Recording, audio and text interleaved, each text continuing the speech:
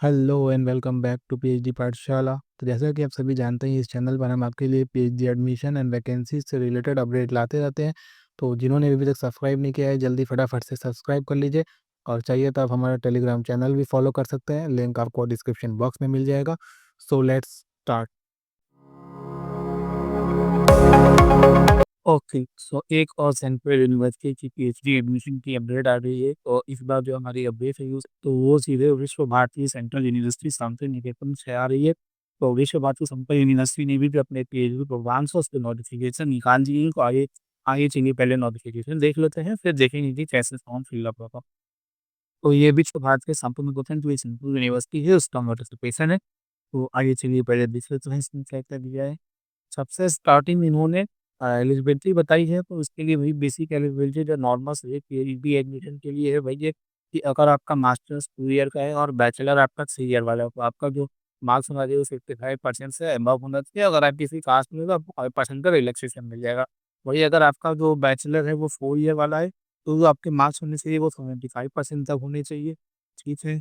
और आगे दूसरे जो ड्यूरेशन है वो आपका पीएचडी का 3 ईयर का है और मैक्सिमम आप उसको 6 ईयर तक आप उसको एक्सटेंशन कर सकते हैं। तो ड्यूरेशन जो आपका है वो 3 ईयर का है, मैक्सिमम आप इसको 6 ईयर तक एक्सटेंशन कर सकते हैं। इसके बाद आपको आगे प्रोसीजर बताया। तो प्रोसीजर में यही कि यहाँ पे डायरेक्ट इंटरव्यू हो गया आपका, जिसमें भी जो पीएचडी एडमिशन है उसके लिए जो कैंडिडेट्स होंगे उनको 3 क्राइटेरिया में डिवाइड किया गया है। जो फर्स्ट क्राइटेरिया होगा वो हमारे जेआरएफ वाले हो जाएंगे। जेआरएफ वाले जो होंगे उनके का जो वेटेज होगा वो टोटली जो उनका वेटेज होगा वो इंटरनल पे वेटेज होगा। तो सेकंड क्राइटेरिया जो होगा वो हमारा होगा appointment assistant professor and PhD only वाला, और थर्ड क्राइटेरिया जो होगा वो हमारा पीएचडी ओनली होगा। तो ये सेकंड और थर्ड क्राइटेरिया के जो रहेंगे उनके ये जो यूजीसी नेट पे जो मार्क्स होते हैं वो 70% का उनका वेटेज होगा और 30% का क्या होगा उनका इंटरव्यू का वेटेज होगा। ठीक है। इसके बाद और आगे यहाँ पे ये भी बताइए अगर किसी सब्जेक्ट में यूजीसी नेट के एग्जाम नहीं होते हैं तो उस सब्जेक्ट में ये रिसर्च इंटरेस्ट टेस्ट करवाएंगे। तो आपको उस सब्जेक्ट में रिसर्च इंटरेस्ट टेस्ट में आपका जो 50% होगा वो आपका रिसर्च मेथोडोलॉजी से होगा और 50% जो होगा आपका वो स्पेसिफिक सब्जेक्ट से होगा। तो उसके अकॉर्डिंग जैसे आपको इंटरव्यू के लिए उसमें बुलाएंगे। यहाँ पे आपको इंटरव्यू के डेट और टाइम के आगे चल के जब भी बताएंगे, भी डेट अभी कुछ अनाउंस नहीं किया गया है। तो आगे इसके बाद रिजर्वेशन दिया हुआ है, वो एक बेसिक जो नॉर्मल सभी पे रिजर्वेशन होती है सारी रिजर्वेशन इसमें अलाउड है।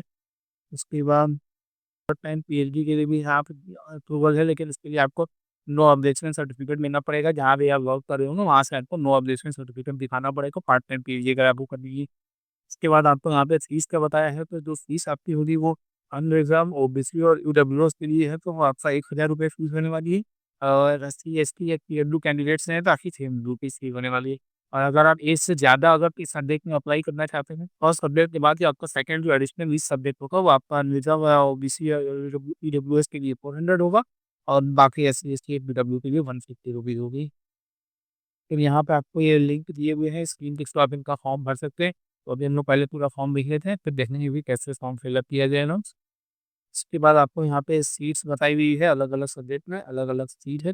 तो आप अपने सब्जेक्ट के अकॉर्डिंग सीट देख लीजिएगा। जैसे ये अगर हम लोग बात करें बंगाली की, तो बंगाली में टोटल आपकी जो अनरिजर्व है उनकी सीट हो गई 14 हो गई और टोटल आपका 34 सीट होगा। इसी तरह अलग अलग सब्जेक्ट में अलग अलग सीट है, और अपने सब्जेक्ट के अकॉर्डिंग अपना आप सीट यहाँ पे देख लीजिएगा। आपको इसका लिंक आपको अब हम डिस्क्रिप्शन बॉक्स में दे देंगे, आप उसके थ्रू जाके अपना सब्जेक्ट के अकॉर्डिंग अपना अपना सीट आप लोग देख लीजिएगा। जैसे हिस्ट्री की बात करें तो हिस्ट्री में 7 है, केमिस्ट्री है, मैथमेटिक्स में 15 है, देन फिजिक्स में आपका इंग्लिश है, फिर आपका स्टैट्स है। अगर टोटल बात करें तो टोटल 150 सीट है जिसमें आपके पीएचडी एडमिशन में वैकेंसी आई है। तो आप लोग अपने अपने सब्जेक्ट के अकॉर्डिंग अपना अपना सीट आप देख लीजिएगा, जो हम लिंक आपको डिस्क्रिप्शन बॉक्स में दे देंगे। तो आइए चलिए अब देखते हैं सीधे कि कैसे फॉर्म फिलअप होगा। तो जब आप इनके पोर्टल पर आते हैं तो यहाँ पर आपको नोटिफिकेशन भी देखने को मिल जाए। तो जिसमें इन्होंने अपनी डेट्स बताई दी है, जो कि फिर फॉर्म आपका जो स्टार्टिंग डेट है वो फॉर्म का आपका 24 सितंबर है। 24 सितंबर को फॉर्म स्टार्ट हो गया है। लास्ट डेट आपकी 17 अक्टूबर है। 17 अक्टूबर को फॉर्म क्लास गए थे। 19 अक्टूबर से आपका करेक्शन विंडो ओपन होगा जो कि 20 अक्टूबर लास्ट होगी। तो आइए चलिए देख लेते हैं फिर कैसे फॉर्म फिलअप होगा। तो उसके लिए जब आप इनके होम पोर्टल पर आते हैं तो यहाँ पर आपको अप्लाई का ऑप्शन दिख जाएगा। तो आप इस पर क्लिक करेंगे तो ये आपको रीडायरेक्ट कर देगा सबमिट पोर्टल पर। और अगर आप इसमें न्यू हैं तो फर्स्ट टाइम है तो आप यहाँ पर रजिस्ट्रेशन करिएगा, अदरवाइज अपना लॉगिन भी कर सकते हैं अगर आप पहले बार थे। तो जब आप रजिस्ट्रेशन पे क्लिक करते हैं ये कुछ आपसे बेसिक डिटेल मांगता है, जैसे कि नेम हो गया, फादर्स नेम, मदर्स नेम, आपका मोबाइल नंबर। कैप्चा वगैरह भर के अपने आप को रजिस्टर करो, देन उसके बाद अपना फॉर्म फिल करके पेमेंट करके अपना जो पीएचडी एडमिशन है उसका फॉर्म कंप्लीट कर सकते हो। अब अगर आपको फॉर्म भरने की कोई दिक्कत आती है तो आप कमेंट करके बताइएगा, हम लोग इसको सॉल्व करने की कोशिश करेंगे। और बाकी किसी तरीके की और नई-नई अपडेट के लिए सब्सक्राइब कर लीजिए हमारा चैनल पीएचडी पाठशाला। Thank you.